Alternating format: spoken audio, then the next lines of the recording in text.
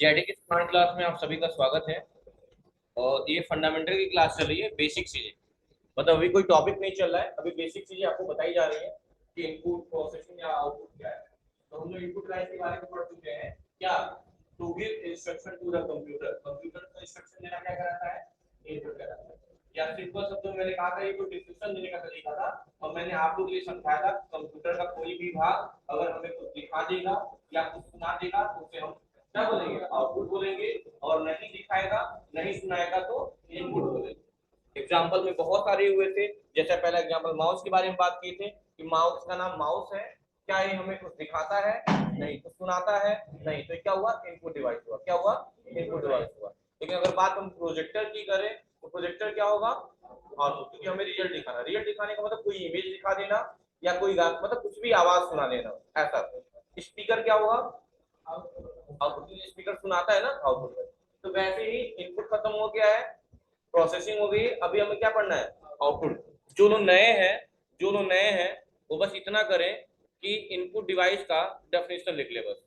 ये डेफिनेशन बस लिख ले, ये बात जल्दी से। ये डेफिनेशन लिख ले जो लोग भी नए हैं या आजकल में एडमिशन हुआ है, वो बस ये डेफिनेशन लिख ले। ये चार तीन डेफिनेशन लिखे हुए हैं इनपुट डिवाइस को बताने के। इनपुट डिवाइस क्या है, जो लोग भी नए हैं ये डेफिनेशन के लेते हैं।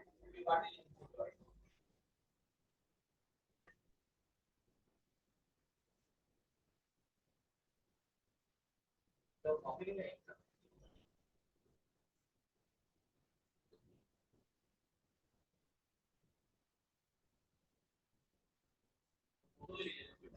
वो है, वो है, वो ले लीजिए, घर पे लिख लीजिएगा।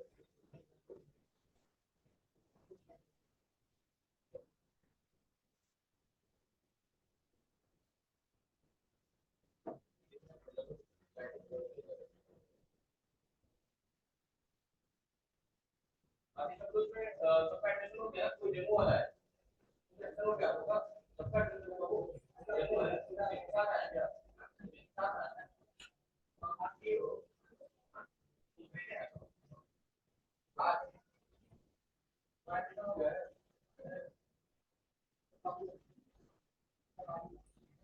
मैं होगा ना। हाँ,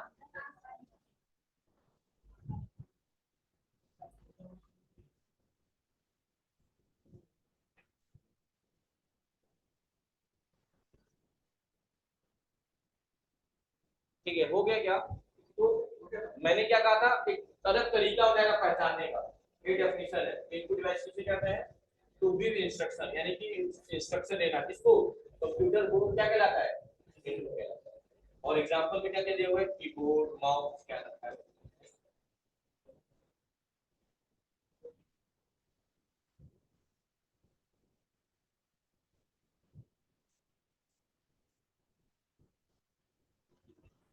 ठीक है, तो तीन डेफिनेशन हो गए। तो वैसे ही आज इसको नहीं करना है हमें, इसको मैं बंद कर रहा हूँ। हमें पढ़ना है आउटपुट डिवाइस के बारे में। और आज इसका डेफिनेशन आपको लिखना होगा, तो ये वाला लिखिएगा आप, ये डेफिनेशन। ये आउटपुट कहते किसे हैं, आउटपुट किसे कहते हैं, डेफिनेशन लिखिए। Output is result after processing, यानी प्रोसेसिंग के बाद जो रिजल्ट आता है उसे हम क्या बोलते हैं, आउटपुट बोलते हैं। या बोल सकते हैं this is the third operation, इसको क्या बोला गया है, थर्ड ऑपरेशन बोला गया है। याद करिए कि मैंने एक डायग्राम बनाया था, एक सिंपल आटे की चक्की बनाई थी। और मैंने कहा था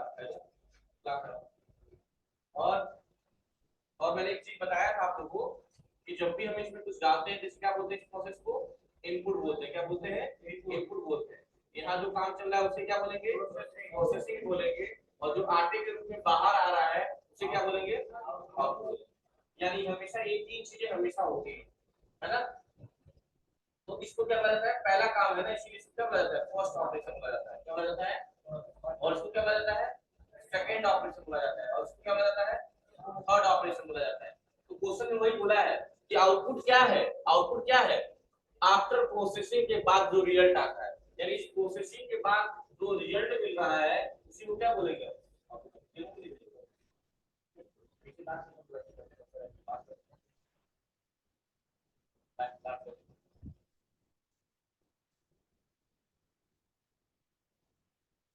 उधर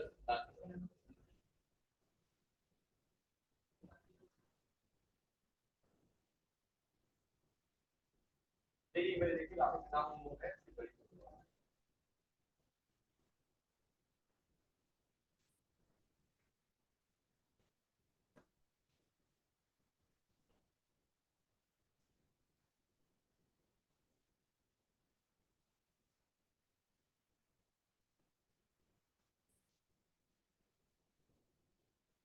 तो ये लाइन से डिस्क्रिप्शन जबरदस्ती बनाया गया, देखिए साफ साफ कहा गया है कि आउटपुट क्या है, जो रिजल्ट है इसके बाद प्रोसेसिंग के बाद, आफ्टर मतलब बाद, यानी प्रोसेसिंग के बाद जो रिजल्ट मिलता है उसे क्या बोलते हैं आउटपुट। कोई डायग्राम भी बना लीजिएगा, जो नए हैं तो डायग्राम बनाएगा, ऐसे आटे की चक्की बनाइए। इसमें पहला काम बना लीजिएगा कि इनपुट होता है, दूसरा काम क्या होगा प्रोसेसिंग होगा, और तीसरा काम क्या होगा आउटपुट होगा। और ये भी लिख लीजिएगा इसको फर्स्ट ऑपरेशन कहा जाता है, फर्स्ट ऑपरेशन, इसको सेकंड ऑपरेशन, इसको थर्ड ऑपरेशन बना लीजिएगा।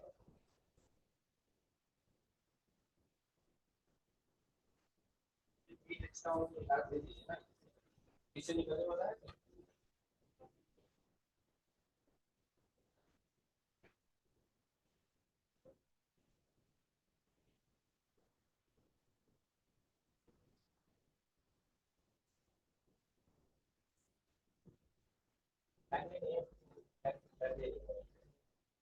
और कुछ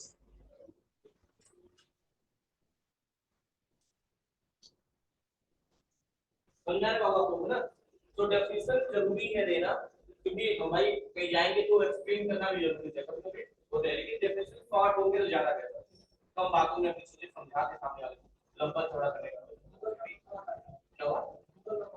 हाँ वो बनाएगा लंबा ही बनाएगा।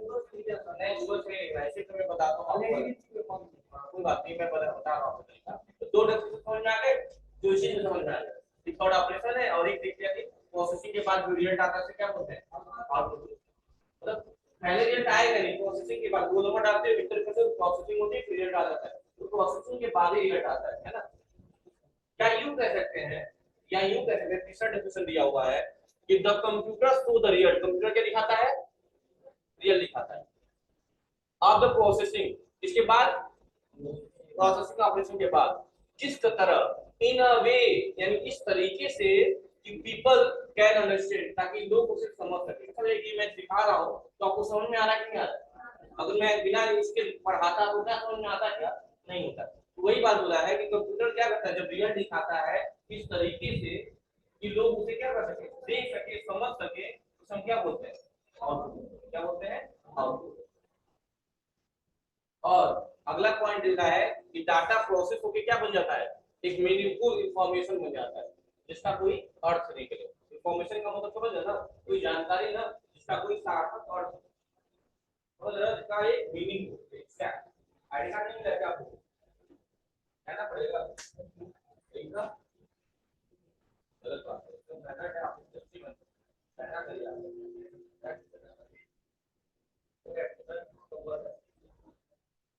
बता रहा है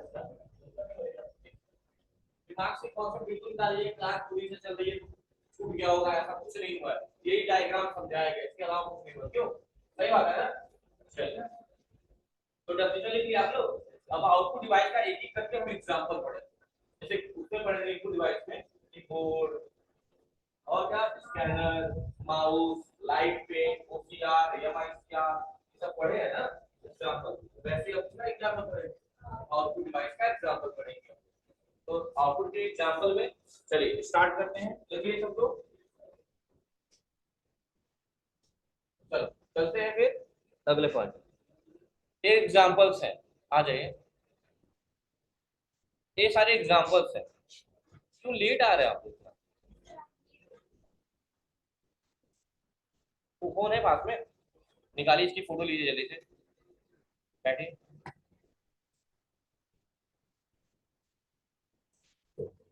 चलिए फोटो क्लिक कर लीजिए।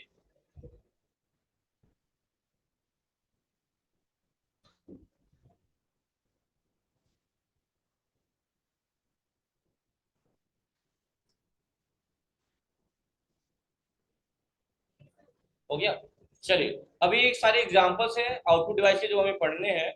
ए speaker, headphone, screen, printer, projector, plotter, ये सारे क्या है एग्जांपल, एग्जांपल का नाम लिख लीजिए आपको एक बार,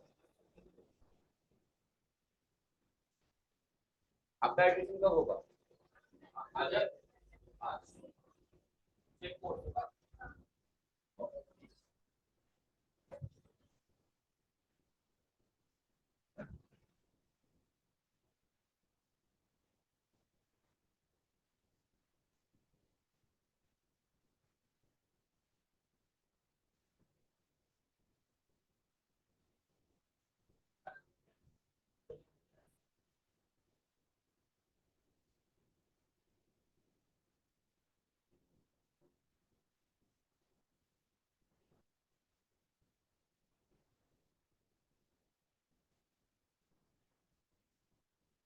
चलिए स्पीकर हेडफोन स्क्रीन, सिर्फ स्क्रीन होगा तो आउटपुट होगा, याद रखिएगा। अगर टच स्क्रीन रहेगा तो क्या हो जाएगा, इनपुट हो जाएगा, याद रखिएगा। स्क्रीन दिखेगा, स्क्रीन का मतलब स्क्रीन की बात हो रही है, यानी आउटपुट हो, स्क्रीन दिखा रही है ना हमें, एक रिजल्ट दे रही है तो आउटपुट होगा। लेकिन अगर वही टच स्क्रीन देख दिया तो टच स्क्रीन क्या हो जाएगा आपका, बड़ा देर आ रहा है पहले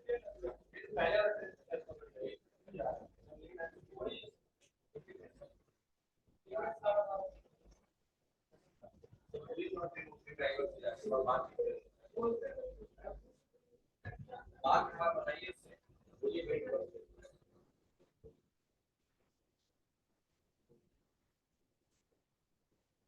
हो गया क्या?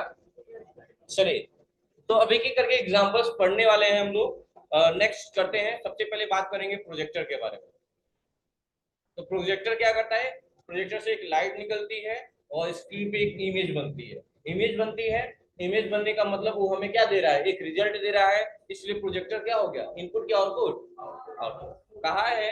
सुन लीजिएगा आप ध्यान से, कुछ बातें सुनने वाली बस है, इसमें कुछ लिखने वाला नहीं है। लॉजिक जानते हैं कि प्रोजेक्टर दिखाता है तो आउटपुट होगा, बस इससे ज्यादा कुछ जानने की जरूरत नहीं है। सुनिएगा। हाँ, इनका इस्तेमाल प्रेजेंटेशन देने के लिए क्लासरूम में किया जाता है, मैं भी तो वही कर रहा हूँ। या ऑडिटोरियम, ऑडिटोरियम का मतलब ऐसी जगह जहाँ बहुत सारे लोग इकट्ठा हो, जैसे कि हम लोग उसको बोल सकते हैं, सिनेमा हॉल को बोल सकते हैं ऑडिटोरियम। तो बहुत सारे लोग बैठे रहते हैं और आराम से पिक्चर चल रही है, मजे ले रहे हैं, है ना, उसे ऑडिटोरियम बोल सकते हैं। और कह रहा है इनकी इमेज की गुणवत्ता को बढ़ाने के लिए, अगर लॉजिकली देखा जाए तो इमेज की साइज जो होती है बहुत छोटी होती है, जो वहां से निकलता है लाइट जहां से निकलता है। लेकिन जितना दूर जाता है, जैसे टॉर्च ले लीजिए, टॉर्च, टॉर्च की साइज देखे ना, उसका फेस छोटा सा होता है। लेकिन लाइट जब निकलती है, जितना दूर जाती है लाइट उतनी डाइवर्ज होती जाती है, फैलती जाती है। वैसे यहाँ पे है प्रोजेक्टर का, कि इनकी इमेज को गुणवत्ता को बढ़ाने के लिए उसमें लेंस लगाए जाते हैं। लेंस कितने होते हैं, दो होते हैं। कौन कौन से, कॉन्वेक्स और कॉनकेव लेंस, जिसे हिंदी में शायद अवतर या उत्तर ऐसा कुछ बोलते हैं। अब पता नहीं है, अवतर उत्तर नहीं मुझे समझ में आता, लेकिन कॉन्वेक्स कॉनकेव समझ में आ रहा है। कॉन्वेक्स क्या होता है, बीच में थिक होता है, एज पे थिन होता है। और कॉनकेव क्या होता है, क्या हुआ बताओ। हाँ, अच्छा अच्छा, ठीक है, कोई बात नहीं, बैठा दीजिए। इसीलिए इसमें लेंस का इस्तेमाल किया जाता है। लेंस लगाने का कारण क्या है, कि छोटी सी इमेज को बड़े रूप में कन्वर्ट कर दे, समझ रहे हो ना। लेंस लगाने का मतलब, जो टॉर्च होता है ना उसमें भी लेंस होता है। यही रीजन होता है कि जितना दूर जाता है लाइट क्या होती है, फैलती जाती है ना। ठीक है। और क्योंकि इमेज जो है, इमेज किससे बनी होती है, लाइट, जो प्रोजेक्टर से लाइट निकलती है उसी से इमेज बनती है ना। इसीलिए लिखा हुआ है कि जो इमेज होती है लाइट से बनी होती है, इसलिए वो इमेज क्या होती है, पारदर्शी होती है, पर्दे पे आती है और अपनी इमेज बना लेती है खुद ब खुद। ठीक है। Next, monitor. अभी बता, जानते ही आप लोग, मॉनिटर यही मॉनिटर है जिसमें मैं पढ़ा रहा हूँ, यही मॉनिटर है। तो मॉनिटर हमें दिखा रहा है, दिखा रहा है तो इनपुट होगा कि आउटपुट होगा, आउटपुट होगा। जो हमें दिखाएगा सुनाएगा वो आउटपुट होगा, या ओवरऑल जो हमें रिजल्ट दे देगा वो क्या होगा, आउटपुट होगा। ठीक है। तो एक चीज और लिख लीजिएगा, मॉनिटर का दूसरा नाम होता है वीडीयू। देखिएगा, मॉनिटर का दूसरा नाम होता है VDU, D D you. Video का पूरा नाम होता है विजुअल डिस्प्ले यूनिट।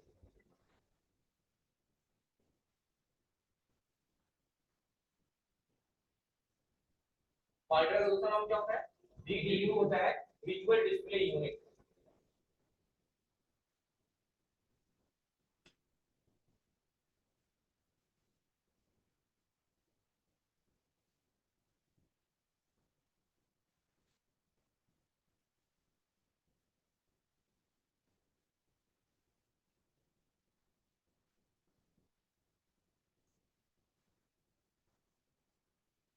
या विजुअल डिस्प्ले यूनिट, ठीक है। और कल बताया था मैं कि मॉनिटर से, कल मैंने बताया था कि मॉनिटर को किससे जोड़ा जाता है, सीपीयू से जोड़ा जाता है। भाई वायर आता है ना, मॉनिटर और सीपीयू को जोड़ता है, कौन सा वायर होता है, बीजीए केबल होता है। क्या होता है, बीजीए केबल। और बीजीए का पूरा नाम क्या होता है, वीडियो ग्राफिक एरे। तो नहीं लिखूंगा, लिख लीजिएगा कि मॉनिटर से सीपीयू को जोड़ने के लिए किस वायर का इस्तेमाल किया जाता है, किस केबल का इस्तेमाल किया जाता है, ये केबल का, जिसका नाम होता है वीडियो ग्राफिक एरे। और मॉनिटर का दूसरा नाम क्या होता है बच्चों, वीडीयू होता है, विजुअल डिस्प्ले यूनिट। मॉनिटर का दूसरा नाम होता है वीडीयू, पूरा नाम होता है विजुअल डिस्प्ले यूनिट। और मॉनिटर को सीपीयू से जोड़ने के लिए बीजी केबल का इस्तेमाल किया जाता है, इसका पूरा नाम होता है वीडियो ग्राफिक एरे। तो दूसरा नाम,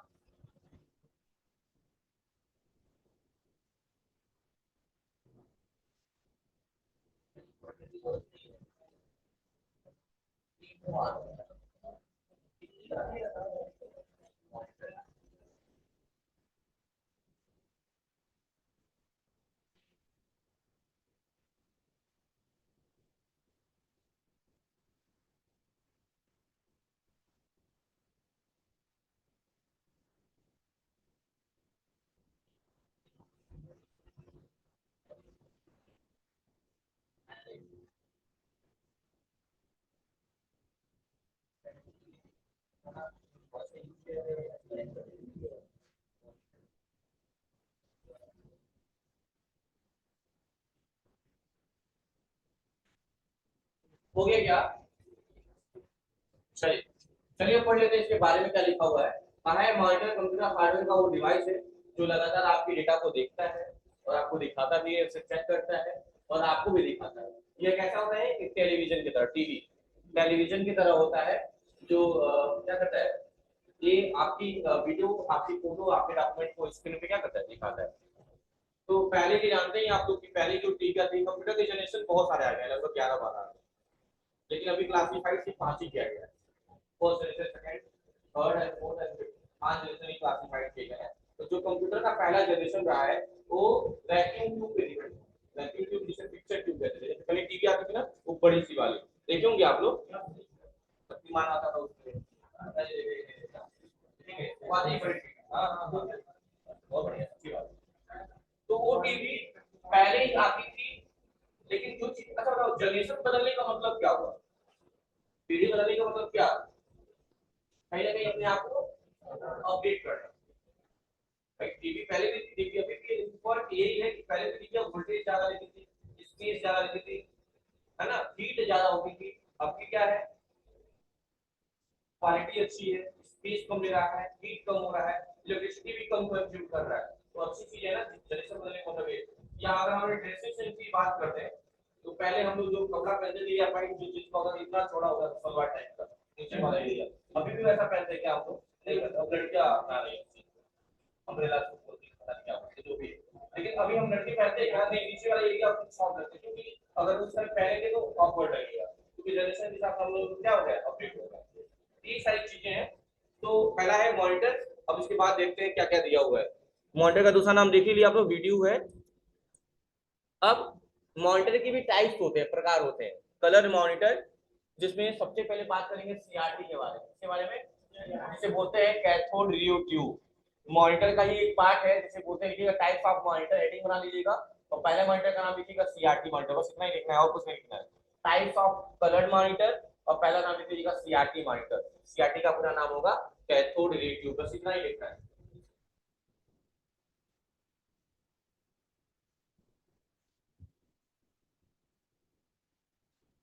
सामने लिखा होगा cathode ray tube. Types of colour monitor क्या पढ़ रहे हैं हम लोग, टाइप्स ऑफ कलर मॉनिटर, पहला पढ़ रहे हैं सीआरटी मॉनिटर के बारे में। सीआरटी मॉनिटर वही है जो पहले वाली टीवी आती है ना, जो इमेज में दिख रहे होंगे आप, उन्हीं की बात करेंगे हम, ठीक है। आप देख सकते हैं क्या लिखा हुआ है, लग रही है क्या,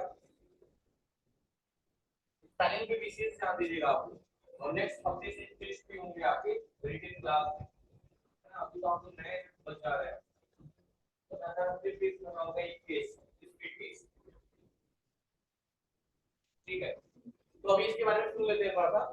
वही बात जो अभी मैं समझाया हूँ कि पहला जनरेशन जिस पे आधारित है, कहा है इसका मेन पार्ट जो कैथोड रे ट्यूब होता है, जिसे हम क्या बोलते हैं, पिक्चर ट्यूब कहते हैं। जैसे टीवीएम में क्या दिक्कत थी, एक पिक्चर ट्यूब लगा होता था, तो बार बार जल जाता था हीट होने की वजह से, क्योंकि इसमें लाइट का जो उत्सर्जन होता है वो डायरेक्टली होता है। इसीलिए जैसे आपने सुना होगा कि सनलाइट हमारे तक आती है तो ओजोन लेयर से होते हुए आती है, अगर डायरेक्टली पड़ती तो फिर माहौल ही अलग होता है ना, कुछ ज्यादा ही, समझ रहे ना।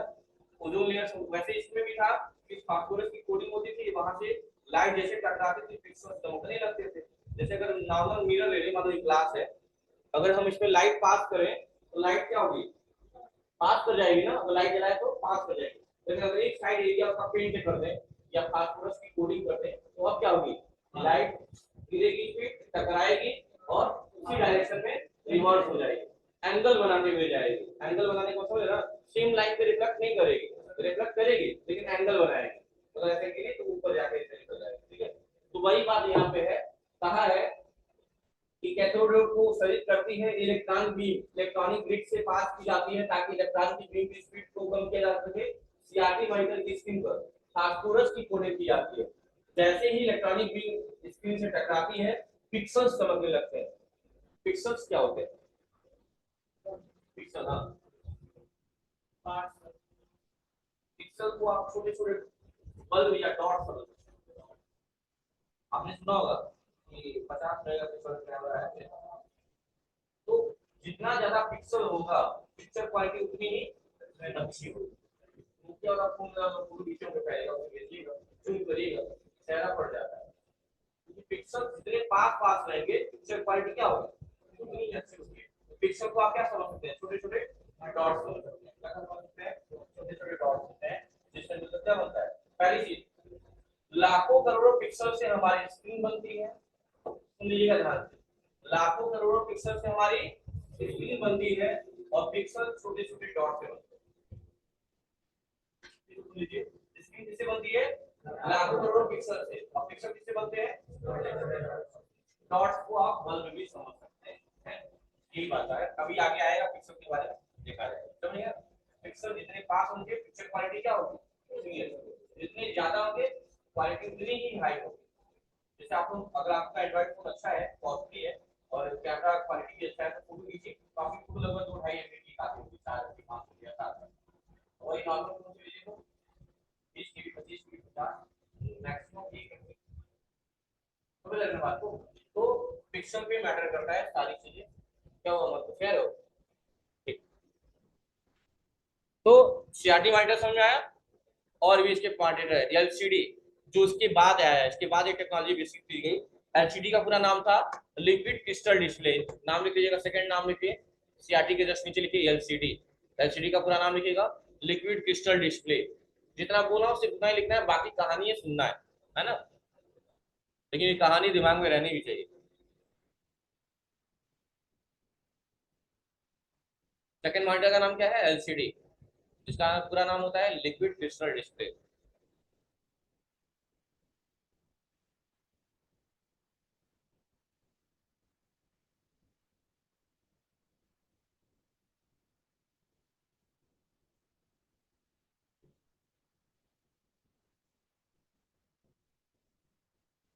हो गया,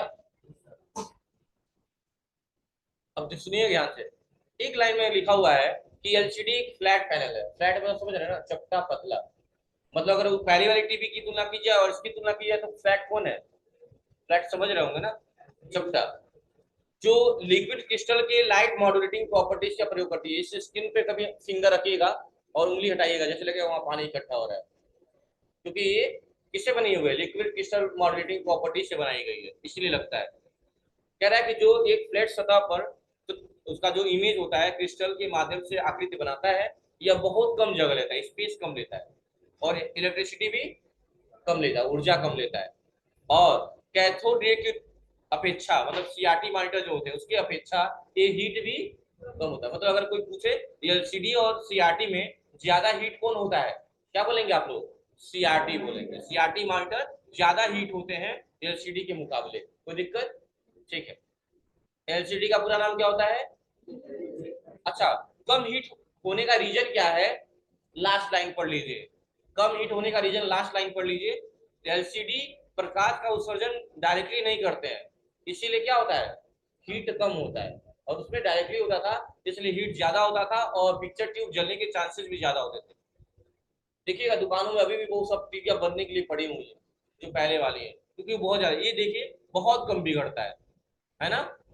चलिए अगला है टीएफटी मॉनिटर, जिसे बोलते हैं थिन फिल्म ट्रांजिस्टर। नोट करिए, टीएफटी मॉनिटर, इसका पूरा नाम है थिन फिल्म ट्रांजिस्टर।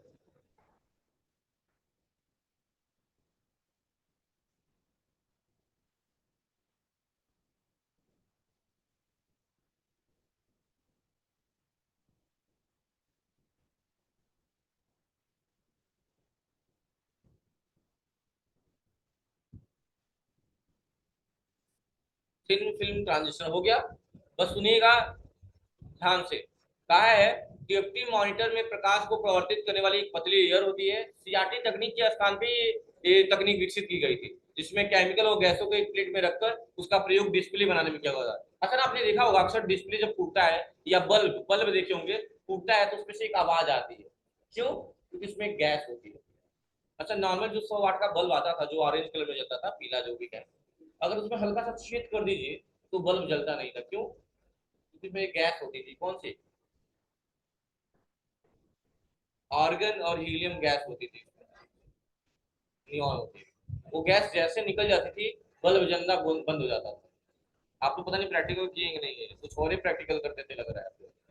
कभी देखिएगा 100 वाट वाला बल्ब अभी भी आता होगा दुकानों पे, बजाज का जो भी होगा, लेके उसमें हल्का सा छेद करके देखिएगा, वो बल्ब जलेगा नहीं। उस तरह जल रहा होगा, लेकिन जैसे हल्का सा छेद कर देंगे, जबकि उसके फिलामेंट पे कोई इफेक्ट नहीं जा रहा है, सिर्फ गैस ना होने के कारण वो बल्ब जलेगा नहीं। वैसे ही जो टैब वगैरह आते हैं उसमें भी वही प्रॉपर्टी यूज की जाती है, केमिकल गैस वाली। वो अगर एक बार छोड़े उसको, तो उसमें जब स्क्रीन फूटता है तो ब्लास्ट की आवाज आती है। ब्लास्ट इसीलिए होता है कि जो एयर होती है जल्दी से पास होती है, जैसे गुब्बारा होता है ना, बैलून, आप हवा भरते हैं और झटके से छोड़ते हैं, देखते हैं ना, फोर्स के कारण बैलून जैसे भागता है। क्यों? वो एयर के कारण, गैस के कारण। तो वही बात यहाँ पे कहा है कि सीआरटी तकनीक के स्थान पे इसको विकसित की गई है, जिसमें केमिकल को एक प्लेट में रखकर उसका डिस्प्ले में यूज किया जाता है। यह बहुत ही पतली स्क्रीन होती है, क्योंकि पतली है, छोटी है, तो वजन में भी क्या होगी? हल्की होगी, लाइट होगी ना। ठीक है, बस इतना ही। और बिजली की खपत भी क्या करेगी? कम करेगी, इलेक्ट्रिसिटी कम लेगी। अगला जो सबसे इंपॉर्टेंट है, एलईडी मॉनिटर, जिसका नाम है लाइट इमिटिंग डायोड। नोट करिए, लाइट इमिटिंग डायोड।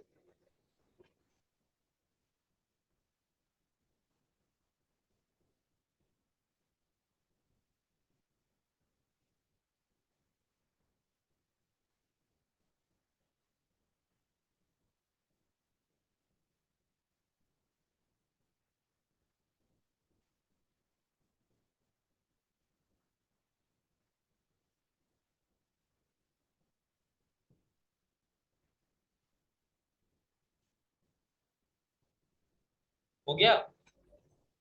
चलिए सुनिएगा। एलईडी एक सेमीकंडक्टर डिवाइस होता है जो विद्युत करंट मिलने पे लाइट पास करता है। एलईडी को आईआरईडी भी कहा जाता है, जिसे बोला जाता है इंफ्रारेड इमिटिंग डायोड भी कहा जाता है, क्योंकि एलईडी से जो आउटपुट निकलता है उसकी रेंज जो होती है वो लाल, हरी और नीली होती है। आपने सुना होगा कि प्रिंटर में भी सारे कलर नहीं होते हैं, सिर्फ 4 ही कलर डाला जाता है प्रिंटर में। प्रिंटर में कितने कलर डाले जाते हैं? 4। कलर का नाम होता है CMYK, यही नाम होता है। यही 4 कलर पड़ते हैं इसमें, प्रिंटर में। जहां सी फॉर होता है सियान। सियान सब स्याही का समझ लीजिए। स्याही किस कलर में होती है? ब्लू। ब्लू होती है ना, हाँ। यम फॉर मैग्नेटा। मैग्नेटा मतलब समझ रहे हैं? रेडिश, रेड में, रेड या ऑरेंज कलर में होता है। रेडिश ऑरेंजिश बोल सकते हैं। अरे मिरिंडा आता था ना, गोल्डन फैंटा, वही समझ लीजिए। Y for yellow. और के फॉर होता है की। की का मतलब होता है येलो का मतलब समझ ही रहे हैं, मैग्नेटा का मतलब होता है ऑरेंज, ऑरेंज समझ सकते हैं या रेडिश बोल सकते हैं, रेडिश रेड कलर में। और सियान का मतलब क्या होता है, यही चार कलर प्रिंटर पढ़ते हैं। और आर्ट सिर्फ सब्जेक्ट नहीं है, उसमें भी कॉन्सेप्ट है भाई, कि हमने क्या कर दिया, रेड और येलो को मिला दिया तो ऑरेंज कलर बन गया, है ना, पढ़े ना, रेड में ब्लैक कलर मिला दिया तो ब्राउन कलर बन गया, पढ़े होंगे आपको, नहीं होगा। तो इसी तरह का प्रिंटर में क्या करता है, सारे कलर को आपस में मिक्सअप करके नए कलर का फॉर्मेशन कर देता है। तो सिर्फ चार ही कलर प्रिंटर में होते हैं, यानी कि पढ़ रहे बच्चों के 12 कलर होते हैं, 12 कलर, 12 ही कलर नहीं, कलर और भी ज्यादा होता है ना। तो अभी इसको लिखने की जरूरत नहीं है, आगे लिखवाएंगे, या लिखना चाहते तो आगे लिख लीजिए। तो प्रिंटर में चार कलर होते हैं, CMYK के, और सबका लिख लीजिए नाम क्या है। प्रिंटर में चार कलर यही पड़ते हैं, CMYK।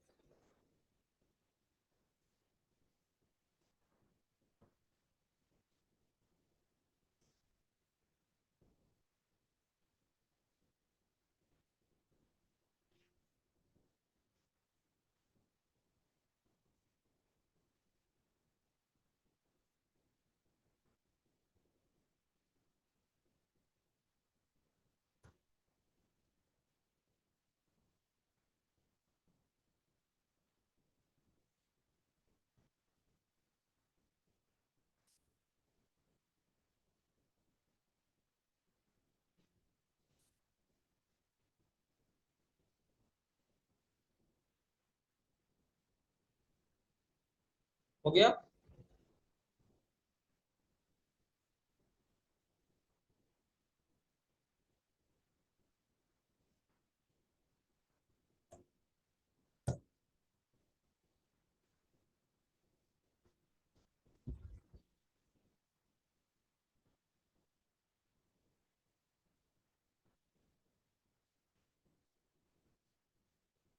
मिटा दे। हाँ, जल्दी करिए।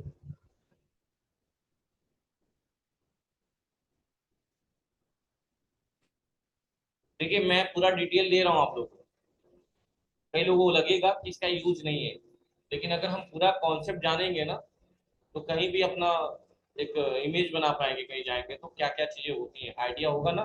प्रिंटर में भी कलर की बात होती है, ऐसी बात होती है। इसी में पूरा डिटेल बता रहा हूँ, मैंने कहा था कि मैं इतना ट्राई करूंगा कि जितनी चीजें मुझे पता है एटलीस्ट मैं वो आप तक डिलीवर कर पाऊँ, ठीक है। तो कंसंट्रेशन बहुत जरूरी है। क्वेश्चन पूछा जा सकता है एक चीज, कि एलईडी और एलसीडी में ज्यादा हल्का कौन होता है, तो आपका जवाब क्या होगा। अगर कोई पूछता है एलईडी और एलसीडी में ज्यादा हल्का कौन होता है, मतलब वेट कम किसका होता है, तो क्या बोलेंगे, एलईडी का। ठीक है, ये बात लिख लीजिए आप।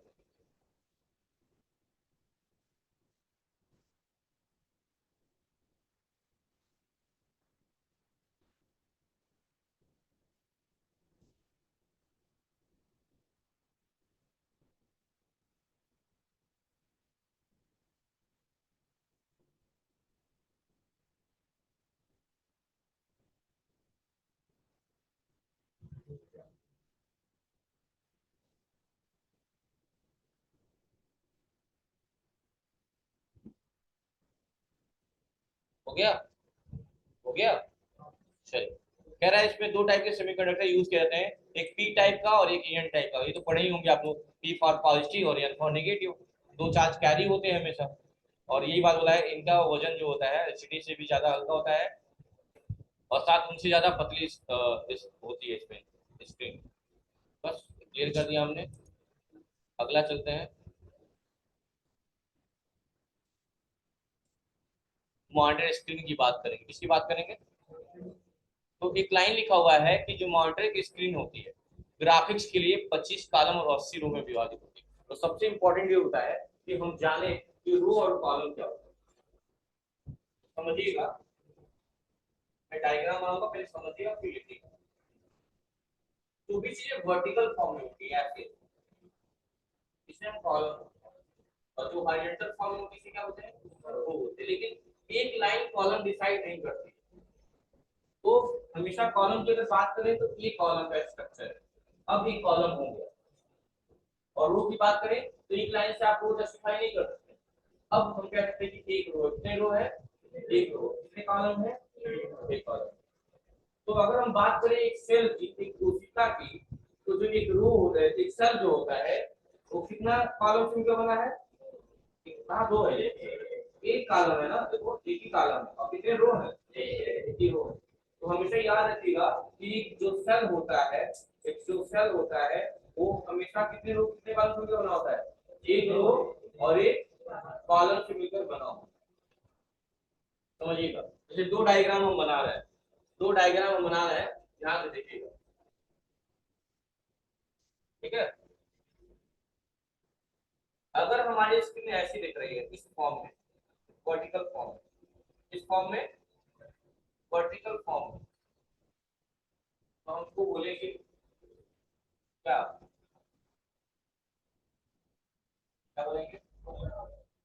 अगर हमारी स्क्रीन ऐसी दिख रही है, स्क्रीन नहीं मतलब कैसा फॉर्मेट बन रहा है, इसको बोलेंगे हॉरिजॉन्टल। क्या बोलेंगे?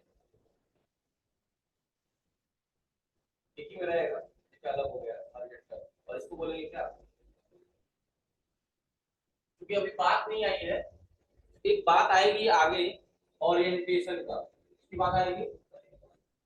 अभी आप लोग सुनी नहीं हो कोई भी, लेकिन आगे आएगा ओरिएंटेशन। ओरिएंटेशन जो होते हैं बच्चों, ये कोई नया शब्द नहीं है, अभी समझ में आ जाएगा आपको। एक होता है पोर्ट्रेट, और एक होता है लैंडस्केप। क्या होता है? लैंडस्केप। अब दिमाग में सुनिएगा मेरी बात ध्यान से। जब आपकी मॉडरेट स्क्रीन ऐसी दिखती है, मतलब कोई चीज ऐसी दिख रही है, तो यानी किस फॉर्म में? वर्टिकल फॉर्म में, तो उसे क्या बोलेंगे? पोर्ट्रेट बोलेंगे। क्या बोलेंगे? पोर्ट्रेट बोलेंगे। और जब आपकी स्क्रीन किस फॉर्म में दिखेगी? हॉरिजॉन्टल फॉर्म में दिखेगी, उसे क्या बोलेंगे? लैंडस्केप बोलेंगे। अभी हमारी स्क्रीन कैसी दिख रही है बताइए तो? लैंडस्केप दिख रही है। हॉरिजॉन्टल नहीं बोला जाता है कि ओरिएंटेशन में पोर्ट्रेट और लैंडस्केप का वर्ड यूज करेंगे। कोई पूछेगा लैंडस्केप कैसा होता है, तो दैट मूवमेंट विसे कि सर जो हॉरिजॉन्टल होता है, उस फॉर्मेट को हम क्या बोलते हैं? लैंडस्केप बोलते हैं। और जो वर्टिकल फॉर्म में होता है उसे क्या बोलते हैं? पोर्ट्रेट बोलते हैं। जब भी ओरिएंटेशन की बात आएगी, कोई भी हॉरिजॉन्टल या वर्टिकल का यूज नहीं करना है, पोर्ट्रेट और लैंडस्केप का ही यूज करेंगे। हाँ, कोई पूछेगा कि पोर्ट्रेट कैसा होता है, तो ये नहीं जैसे लगे बता दें ऐसे ऐसे नहीं, तो बताइए सर जो वर्टिकल फॉर्म में होगा उसे हम पोर्ट्रेट बोलेंगे, सर जो हॉरिजॉन्टल फॉर्म में होगा उसे हम लैंडस्केप बोलेंगे। बात क्लियर हो गया? यानी एक इमेज से बहुत सारी चीजें क्लियर हो गई।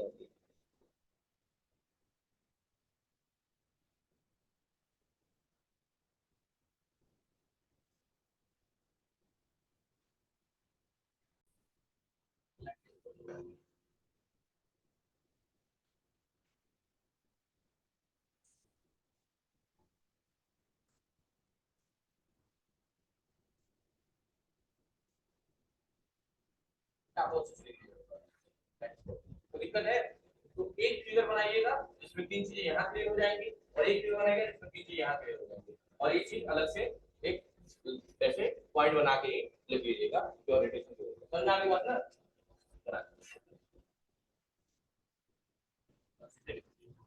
लैंडस्केप। अच्छा, अगर कोई पूछता है पोर्ट्रेट कब होता है, क्या बोलेंगे? जब मॉनिटर की स्क्रीन कैसी दिखे? वर्टिकल फॉर्म में दिखे, तो उसे क्या बोलेंगे? पोर्ट्रेट बोलेंगे। और लैंडस्केप कब होता है ओरिएंटेशन? जब मॉनिटर की स्क्रीन कैसी दिखे? तो ये बताइए, अभी हमारी स्क्रीन कैसी दिख रही है? लैंडस्केप या पोर्ट्रेट? समझ में आ गई बात ना? ठीक, बहुत बढ़िया। तो क्वेश्चन में ये कहा गया है, एक पॉइंट लिखने वाला है कि जो मॉनिटर की स्क्रीन होती है ग्राफिक्स के लिए, अच्छा ये चीज लिखे हैं आप लोग कि एक सेल बना के, एक सेल एक रो और एक कॉलम से मिलकर बना होता है, लिखे हैं ये बात? नहीं लिखे होंगे तो लिख लीजिए, बहुत इंपॉर्टेंट है। एक्सेल वाला ट्रिपल सी में भी कई बार पूछा गया है क्वेश्चन। एक सेल जो होता है, अच्छा इसी सेल की साइज अगर बड़ा कर दे रहा है, तो कितना क्या बन जाएगा? एक पेज बन जाएगा। और अभी भी कितने रो कितने कॉलम है? अभी भी एक रो और एक कॉलम ही है। लोग कंफ्यूज हो जाते हैं, लेकिन कंफ्यूज नहीं होना है आपको, है ना? हाँ, आपको मल्टी टैलेंटेड बनना है आपको। तो अगला है, मॉनिटर की स्क्रीन जो होती है ग्राफिक्स के लिए 25 कॉलम और 80 रो में विभाजित होती है। और ये पिक्सल की बात हो रही है अब, यह बहुत छोटे छोटे डॉट्स हैं जिनसे मिलकर बनती है, जिन्हें हम क्या कहते हैं? ये पूरी लाइन यहाँ तक लिख लीजिए, ये लाइन पूरी लिख लीजिए जल्दी, टाइम भी हो। जैसे कल प्रैक्टिस, इसको यही रोक रहा हूँ, ठीक है? तो जैसे कल प्रैक्टिकल देखे थे, आज फिर से प्रैक्टिकल कर लेते हैं। तो पहला चीज लोग क्या पूछेंगे, पहले पुराने कर लेते हैं कि फोल्डर बनाने का तरीका क्या था, बताइए आप लोग। राइट क्लिक, न्यू पे जाना था, फोल्डर पे जाना था, जो भी ट्रिपल आर और जो भी और इंटर मार दे रहे थे, फोल्डर बन जा रहा था, यही था ना। अच्छा, इस फोल्डर को डिलीट कर रहे तो कहाँ जा रहा था ये, रिसाइकल बिन में। देखिए डिलीट हो गया यहाँ से, रिसाइकल बिन देखिए कहाँ है यहाँ पे, वहां पे कहे ना, रो नहीं बता सकते हो, सबसे नीचे सेकंड कॉलम में बोल सकते थे आप लोग, सेकंड कॉलम में लास्ट में, है ना। तो चलो देखो यहाँ पे वो फोल्डर आया है, आर वाला आया है ना। ये इसलिए होता है कि अगर कोई चीज गलती से आप डिलीट किए हो तो वापस उसको क्या कर सके, प्राप्त कर सके। क्या करेंगे, इस पे राइट क्लिक और क्या कर लेंगे, रिस्टोर, फिर वहीं चला जाएगा। लेकिन अगर यहाँ से भी डिलीट करेंगे तब क्या होगा, सबको डिलीट कर लिए, राइट क्लिक किए और डिलीट करिए, अब ये हमेशा के लिए डिलीट हो गया, अब उसको वापस नहीं पा पाएंगे आप। एक और तरीका बताया था मैंने कि आप शॉर्टकट की से भी क्या कर सकते हैं, फोल्डर बना सकते हैं। उसकी शॉर्टकट की क्या थी, control control plus shift plus N, या बोल सकते हैं कंट्रोल शिफ्ट एन। दबाइए, देखिए आ गया, फोल्डर बन गया। और बैक स्पेस दबा के नाम लिख दिया, 1 2 3 4 बार लिख के इंटर मार दिया, देखो अभी भी फोल्डर बन गया। तो दो तरीका है फोल्डर बनाने का, या तो शॉर्टकट का यूज करिए या स्टेप का यूज करिए, ठीक है। अच्छा, अब चाहते हैं कि इस फोल्डर को डिलीट करें, तो जाहिर सी बात है कहाँ जाएगा, रिसाइकल बिन में जाएगा। बट हम इंटेंशनली मतलब जानबूझ के डिलीट कर रहे हैं और ये चाह रहे हैं कि फोल्डर रिसाइकल बिन में ना जाए, हमेशा के लिए डिलीट हो जाए। तो क्या करेंगे, सिलेक्ट कर लेंगे पहले और शिफ्ट के साथ, शिफ्ट बटन कीबोर्ड में होता है और डिलीट बटन भी कीबोर्ड में होता है, दबा देंगे और यस कर देंगे, हो जाएगा। अब देखिए उसको खोल के रिसाइकल बिन, यहाँ फोल्डर नहीं आया, आया है नहीं आया। ये तरीका बताए थे। दूसरा तरीका ये बताए थे कि कुछ नाम ऐसे फोल्डर के जो बन नहीं पाते, बात मत करिए, जैसे कि AUXCON, जैसे मैंने लिख दिया AUX, देखिए एक्स और इंटर मार रहा है, देखिए नहीं बन रहा है, कह रहा है कि नाम इनवैलिड है। चलो कोई बात नहीं, लिख दिया CON, इंटर कर दिया, कह रहा है इनवैलिड है। तो मैंने कहा था कि ऐसे कंडीशन में सिस्टम अलाउ नहीं करता है, तो आप जितना भी इसमें मैटर लिखा हुआ है बिल्कुल खाली कर दीजिए। खाली हो गया, अभी बिल्कुल व्हाइट स्पेस बन गया, और इसी व्हाइट स्पेस में क्या करना है आपको, राइट बटन दबाना है और यहाँ एक ऑप्शन लिखा हुआ है इंसर्ट यूनिक कोड। कितने सारे कोड हैं, कोई भी एक कोड ले लीजिए। मैं एक ही कोड बार बार भी लूंगा तो भी हो जाएगा, कोई दिक्कत नहीं है, क्योंकि मैंने लैब में सुना था कि कोड बदल दो तो आ जाएगा, ऐसा कुछ नहीं होता है। अब देखिए मैं लिख रहा हूँ AUX, इंटर कर दिया, देखिए बन गया। CON के नाम से बनाना है, चलो वो भी बना लेते हैं। एक फोल्डर बनाए, राइट क्लिक, न्यू पे गए, फोल्डर पे गए, बैक स्पेस से मिटा दिया। आप लोग बोलिए, इस वाइट वाले पोर्शन में क्या करेंगे, राइट क्लिक करेंगे, कहाँ जाएंगे, इंसर्ट यूनिक कोड में, कोई भी एक कोड सेलेक्ट कर लेंगे, कोई भी एक कोड सेलेक्ट कर लेंगे और लिख देंगे CON, देखिए बन गया। अच्छा, बिना नाम का फोल्डर बनाना है तो भी वही स्टेप, न्यू पे जाइए, फोल्डर ले लीजिए, मिटा दीजिए, बिना कुछ लिखे right click, insert unique code में एक कोड ले लीजिए और बिना कुछ लिखे इंटर मार दीजिए, कि बिना नाम का भी फोल्डर बन गया, देख लीजिए बिना नाम का भी फोल्डर बन गया। या मान लो एक फोल्डर हमने बनाया किस नाम से, एक फोल्डर बनाया मैंने TR नाम से एक फोल्डर बना दिया, बन गया फोल्डर TR नाम से। चलो ठीक है, एक और फोल्डर बना TR नाम से, न्यू पे गए, फोल्डर पे गए, और जैसे हम TR लिखेंगे और इंटर करेंगे तो पहले मैसेज आ जाएगा। मैसेज क्या आया कि this destination already contain a folder name TR, मतलब जिस जिस जगह आप इस फोल्डर को सेव कर रहे हैं उस जगह पे ऑलरेडी एक TR नाम से फोल्डर है। तो अगर आप यस कर देंगे तो ये दोनों फोल्डर आपस में क्या हो जाएगा, मर्ज हो जाएगा, मतलब उसकी जगह पे जगह ले लेगा। तो मुझे ऐसा नहीं करना था, मुझे क्या करना है, अलग बनाना है। तो नियमतः अगर देखा जाए तो बन नहीं पाएगा, नहीं है ना, एक जगह दो फोल्डर एक ही नाम से नहीं बन सकते, लेकिन लॉजिकली बना सकते हैं। कैसे, तो ऐसे कंडीशन में क्या करेंगे, फिर वही काम, मिटा दीजिए बिना कुछ लिखे, राइट क्लिक, यूनिक कोड में कोई भी एक कोड सिलेक्ट कर लीजिए और अब TR लिख दीजिए, TR, और इंटर मार दीजिए कि TR हो गया। तो ये सारे प्रैक्टिकल आज कर लेना है आपको, तो दिक्कत है क्या, तो आज के लिए इतना ही। थैंक यू क्लास, मिलते हैं अगली क्लास में।